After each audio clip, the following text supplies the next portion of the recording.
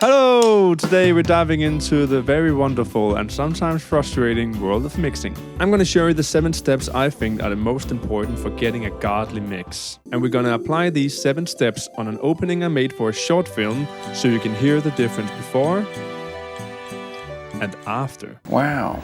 And furthermore, I'm going to do it as fast as I possibly can so I won't waste your precious time. Now, let's talk about mixing in mono. I know, sounds old school, right? But it's actually super important. When you're mixing in mono, you force all of the sound into a single channel, and that makes it easier to spot certain problems, like phase problems and even just balancing your volumes. If your mix sounds good in mono, it's gonna sound amazing in stereo. So here's how you do it. Find the mono button in your DAW, and if your DAW doesn't have one, you can just add a mono plugin to your master channel. Then you can map the button that turns on and off the stereo and mono to a key on your keyboard, and I would recommend doing that because you're gonna use it a lot. Now that you got it turned on, listen carefully and make adjustments. Pay attention to how the elements sit together. If something disappears or something sounds off, that's a clue that you have something to fix. Because also here you have the creative decision to find out what you actually want to stand out in the mix. Mixing in mono ensures that it will sound good on any system, from crappy phone speakers to a big fancy club system. Once you think your mix sounds solid in mono, you can just switch it back to stereo, and then you can enjoy the big full sound that is stereo. It's like training with weights on, and when you take them off, you're gosh dang strong, boy. Now that we got it down, that mixing in mono is clearly an advantage, let's go on to step 1. Alright, it's time to balance those levels. Imagine you're a DJ at a party, but instead of trying to make people dance, you're trying to make sure no one goes deaf at the party. Jokes aside, it's really here you make the decision of what you want to stand out in the mix, what should be turned down, what should be turned up, what is the main focus point in this mix. Is it the vocals? Is it the guitar? Should I turn up this piano or turn it down? You adjust the volume so nothing's too loud, but nothing's too quiet either. I also like to keep a limiter on my master channel to make sure nothing clips, meaning the mix is too loud and therefore it is getting cut off. Now, let's pan these tracks. Panning is placing audio in the stereo field in a nice way so it feels like you're getting a warm audio hug. Left, right, middle is like playing audio Tetris. Just make sure you don't stack it all in one place or it's game over. A good rule of thumb is to keep the bass and the kick in the middle and the vocals, and if you have backup vocals and guitar and piano, you can spread them out. You can use charts like these, but in the end it's your track and you can do whatever you want. Mixing is a creative process. Now it's time for EQ or equalization if you want to be real fancy. It's like trimming fat off the steak, cut the stuff you don't want and you can boost the good stuff. You got these vocals? Cut those off at 100 Hz. Your snare drum sounds wimpy? Well, boost those mids around 1,000 to 3,000 Hz. The main point of EQing is trying to create space for one another. So you always want to cut the stuff you don't need. Like on most things, even guitar and piano, you don't want the low bass because you have the bass for that and the kick. So you just want a high pass filter on all of those. If you don't do that, it just ends up being a muddy mess. But don't go crazy overboard with EQing all over the place because then you'll end up doing an audio Frankenstein thing. When you're doing this, you should always try to strive and mix from the full perspective and not solo the tracks too much. In the end, you can make one really good track sound amazing in solo, but if it doesn't sit well in the mix, it's a waste of effort. Now, let's get surgical. We're gonna find those harsh frequencies and we're gonna cut them off like a ninja with a scalpel. Here's the trick. You grab a narrow EQ band and you boost it way up. Now you sweep it across your mix. When you hit a frequency that makes your ears want to bleed, you found your culprit. And now you cut that frequency, but not too much. You can rinse and repeat until your mix sounds smooth and nice. But this is the most important part. Use your ears. Every good mixer will say this. Don't depend too much on your EQ where you can see everything. Just depend on your ears. You can easily get into a mode where you go looking for mistakes in the music. And you will find something, but taking too much out of your mix will make it sound lifeless, really. Not everything that's harsh is bad.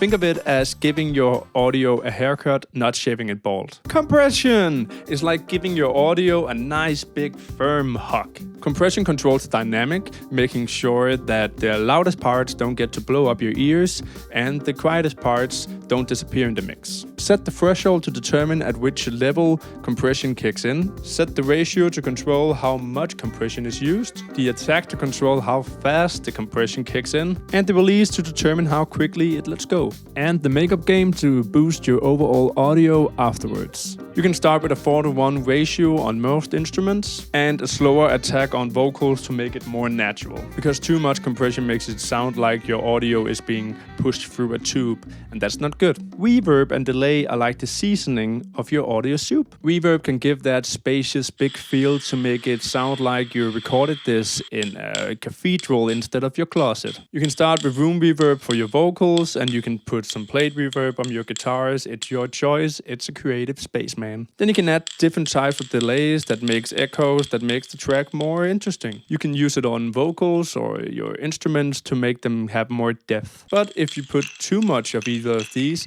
you end up with a sonic haunted house. It's moderation, folks, please. Alright, let's talk return tracks. Return tracks let you add your favorite delay or reverb to a lot of tracks at the same time without having to put them on each one. Not only does it save CPU power on your computer, but it also keeps things organized. It's good. Here's how you do it. You create a return track. Slap your favorite reverb or delay or anything on it. You should make sure that the effect you put on your return track is wet 100%. Now you can control with this knob how much of this track goes into the return track. Now it's way easier to tweak the effect in this place instead of the 20 tracks. Technically, using return tracks can also decrease the chance of having phase problems. When you apply the same effect to multiple tracks and have maybe a little bit difference in timing, it can create phase problems, but if you have all of them sent into one, you don't have that problem.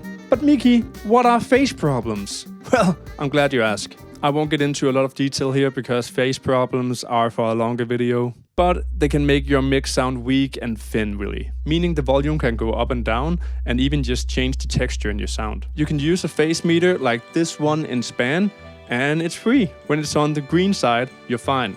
When it's on the red side, there's a problem. Phase problems usually occur around the bass area, so an easy way to avoid this is to put your bass in mono. You can do this by adding a utility plugin on your bass and then turning on the bass mono. This way, everything under the selected frequency will go into mono. If there isn't any phase problems to start off with, you don't have to put your bass in mono, but it's a fix if you do have problems. Also, when it comes to widening your stereo mix, don't get tempted into just using the same recording and panning it to the left and to the right, or using a widening plugin. If you want something to really feel wide, you should always try to record it twice. Double tracking, as it's called, gives you a fuller, richer sound, and it also makes sure you don't get phase cancellation. Trust me, it's worth the effort. Like if you're recording a guitar, do it 2 times and you can pan them to the left and to the right. Or if you have a synth, do a live recording 2 times and make sure you tweak a little bit so they don't sound exactly the same. Alright, final tips. You can always reference your mix with a professional mix. If theirs sounds like a symphony and yours like a kazoo, you have some work to do. And take breaks seriously, your ears will get tired. And when your ears are tired, you make bad decisions. Come back in a couple of hours or the next day and you'll probably hear some things you missed. And have fun, experiment. It's not brain surgery. Except if you're like mixing brain surgery sounds, I guess, but that's a niche, so good for you. Also, don't forget to add automation to your mix to add more dynamic changes. Volume, panning, and effects can all be automated to make your track more engaging.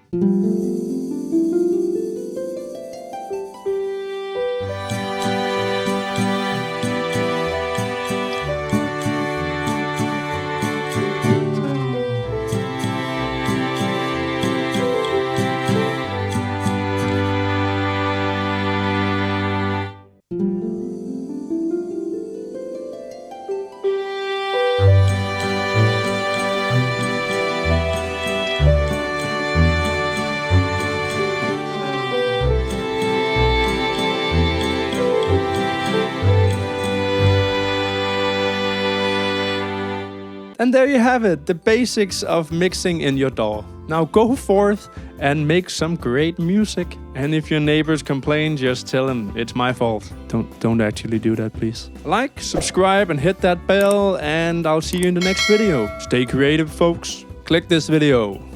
YouTube thinks you like this video, you should click this video. It's good. I think it's good. You should click it. Do it. Do it. You want to please